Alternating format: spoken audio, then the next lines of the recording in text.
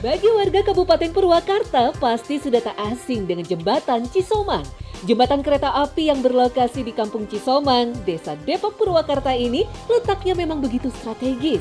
Tepat berada di perbatasan antara Purwakarta dan Bandung Barat, warga sekitar menyebutnya sebagai Jembatan Parupuba atau perbatasan Purwakarta-Bandung.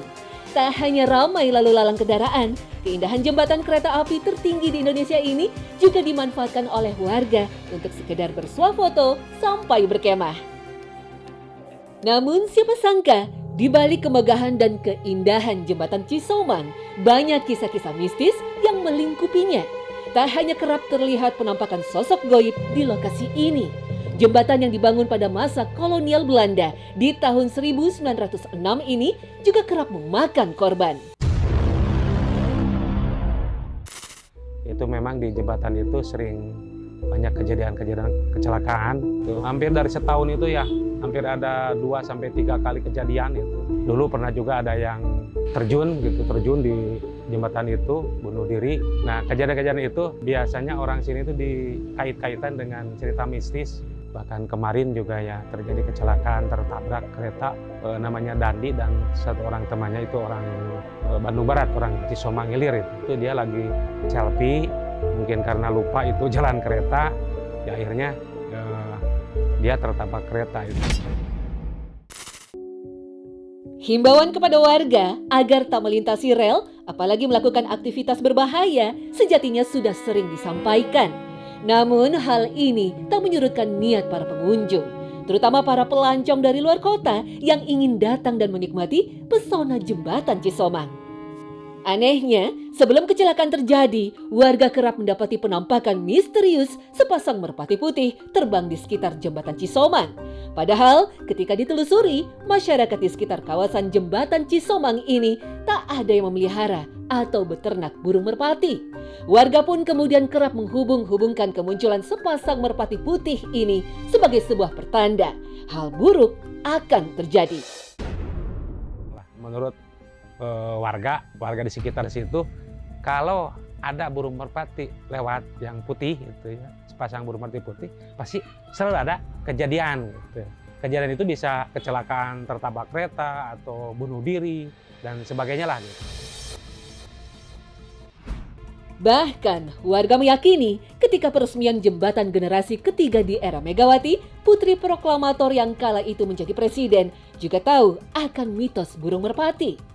Ibu Mega juga bisa ke sana, beliau melepaskan satu pasang burung merpati di situ gitu, merpati putih gitu. Berarti dia tahu bahwa di situ ada mistisnya gitu. Mistisnya adalah ketika burung merpati itu lewat di jembatan itu, nah pasti ada kejadian gitu.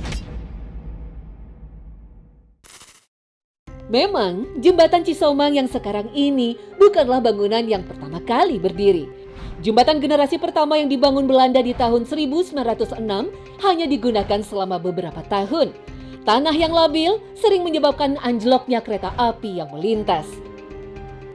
Pada tahun 1932, jembatan Cisomang kedua didirikan. Tetapi karena tidak memungkinkan dibangun jalur ganda, jembatan ketiga pun dibangun mulai tahun 2000. Jembatan dengan tinggi 180 dan panjang lebih dari 300 meter ini masih digunakan sampai sekarang. Lantaran banyak memakan korban, masyarakat sekitar sebenarnya lebih memilih menghindari kawasan jembatan, terutama di malam hari. Apalagi warga juga kerap melihat sosok penampakan goib berwujud perempuan. Sosok ini terkadang terlihat oleh warga yang melintas tengah duduk di ujung jembatan. Waktu itu saya pernah nih, sore-sore lah, saya nganterin saudara, kata saudara takut itu, saya anterin pakai motor sampai ujung jembatan. Nah, tiba-tiba itu ada sosok yang pakai kerudung merah, pakai baju merah di ujung jembatan. Saudara saya langsung dia tinggal ke Bandung Barat, saya pulang aja. Sosok perempuan berbaju dan kerudung merah yang kerap dilihat warga dikenal dengan nama Nyai Daweh. Sesekali Nyai Daweh bahkan terlihat muncul di sore hari, terutama pada hari Selasa. Bahkan penampakannya konon pernah tertangkap oleh kamera ponsel warga. Kemarin-kemarin itu kejadian saya kan ngadain turnamen sepak bola itu tarkam lah antar kampung, antar RT. Itu kebetulan foto pakai kamera, pakai handphone, itu ada sosok pakai kerudung merah, tinggi gitu. Itu dekat kerumunan orang. Secara turun-temurun, kisah tragis Nyai Daweh diceritakan oleh warga kepada anak cucunya. Konon pada masa penjajahan Belanda, Nyai Daweh adalah seorang ronggeng yang begitu terkenal. Paras Nyai Daweh yang sangat cantik kerap jadi rebutan kaum lelaki, termasuk para sinyo Belanda. Entah apa sebabnya, ronggeng cantik ini kemudian dikubur hidup-hidup oleh seorang sinyo Belanda yang diduga turut memperebutkan ronggeng cantik ini.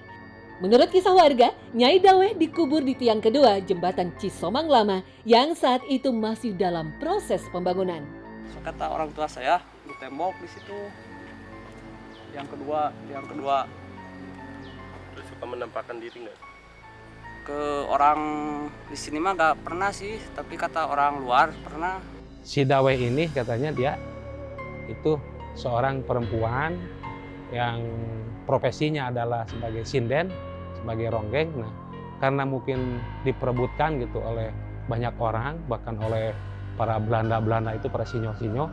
Nah, akhirnya si Daweh itu tragisnya dia itu dikubur hidup-hidup lah. Itu kalau bahasa Sunda itu diparepeh.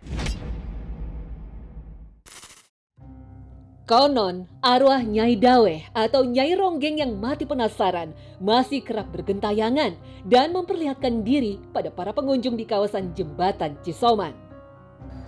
Dan sampai sekarang si penari itu katanya masih bergentayangan katanya. Itu namanya si Daweh.